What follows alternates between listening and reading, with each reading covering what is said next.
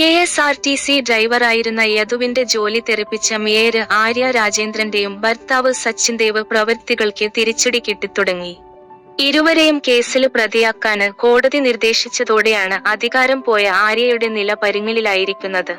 നഗരസഭയിലെ മൃഗീയ തോൽവിക്കു കാരണവും ആര്യ രാജേന്ദ്രന്റെ ധാർഷ്ട്യം നിറഞ്ഞ പെരുമാറ്റമാണെന്ന് CPM ജില്ലാ കമ്മിറ്റിയിലും മുൻ മേയർ VK പ്രശാന്ത് MLA അടക്കമുള്ളവര് ശക്തമായി പ്രതികരിച്ചിരുന്നു. യദുവിനെതിരെ ആര്യയും ഭർത്താവും ബന്ധുവും എടുത്ത നീതിക്കു നിരക്കാത്ത നടപടികള് ഇന്നലെ വരെ പാർട്ടിക്ക് ശരിയായി തോന്നിയെങ്കില് ഇന്ന് ആ നിലപാടില് മാറ്റം വന്നിട്ടുണ്ട്. പക്ഷേ ആ മാറ്റം വരുമ്പോൾ കോർപ്പറേഷന് തന്നെ കയ്യിൽ നിന്ന് പോയി എന്നതാണ് വസ്തുത. KSRTC ബസ് നടുറോഡില് തടഞ്ഞു നിർത്തിയതും മേയറുടെ വാഹനം ബസ്സിനു കുറുകെ സീബ്ര ലൈനില് നിർത്തിയതും കൃത്യനിർവഹണം തടസ്സപ്പെടുത്തിയതും യാത്രക്കാരെ വഴിയിൽ ഇറക്കിയതുമെല്ലാം നിയമവിരുദ്ധവും മാനുഷികതയില്ലാത്ത നടപടിയുമായിരുന്നു. തലസ്ഥാനത്തിന്റെ മേയർ ചെയ്യാന് പാടില്ലാത്ത നടപടി.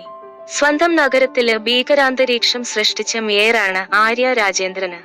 അത് അവരുടെ അധികാര ദുർവിനിയോഗം തന്നെയാണെന്ന് മനസ്സിലാക്കാന് സെക്രട്ടേറിയറ്റിന്റെ പടിവരെയൊന്നും പോകേണ്ടതില്ല.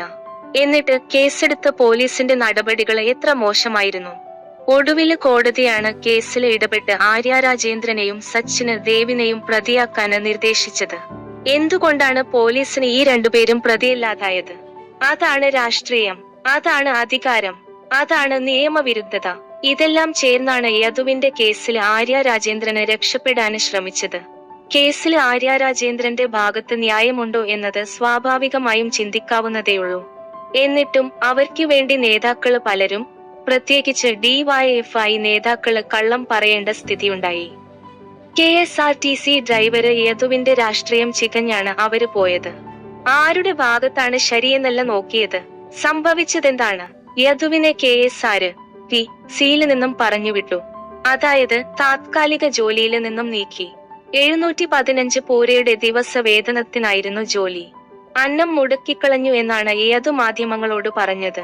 അതേസമയം നഗരസഭയില് BJP അധികാരത്തില് വന്നാല് മേയറുടെ ഡ്രൈവറാകാന് അവസരം നൽകിയാല് പോകുമോ എന്നും മാധ്യമങ്ങള് ചോദിച്ചിരുന്നു. അങ്ങനെ ആരും വിളിച്ചിട്ടില്ല എന്നാണ് യദുവിന്റെ മറുപടി. അഥവാ വിളിച്ചാല് പോകുന്നതിന് തയ്യാറാണ്. അവര് വിളിക്കട്ടെ. പക്ഷേ കാലങ്ങളായി രാഷ്ട്രീയ പ്രവർത്തനം നടത്തുന്നവരാണവര്. അവർക്ക് ഡ്രൈവർമാരുണ്ടാകും. അവരെ തഴഞ്ഞിട്ട് എനിക്ക് ജോലി തരുമോ? ഒരാളുടെ കഞ്ഞിക്കുടി മുട്ടിച്ചിട്ട് എനിക്ക് ജോലി വേണ്ട. അല്ലാതെ തൂക്കാനോ തുടക്കാനോ ഒക്കെ ജോലി തന്നാല് സന്തോഷത്തോടെ പോയി ചെയ്യുമെന്നും യദു പറയുന്നു. യദുവിന്റെ ഈ വാക്കുകൾ ഇപ്പോൾ വൈറലാണ്. തന്റെ കഞ്ഞിയില് മണ്ണുവാരിയിട്ട് ആര്യക്കെതിരെ ഏതറ്റം വരെയും പോകുമെന്നു പറയുമ്പോൾ തന്നെ മറ്റൊരാളുടെ കഞ്ഞിക്കുടി മുട്ടിച്ചിട്ട് ജോലി വേണ്ടെന്നുമാണ് യദു പറഞ്ഞത്.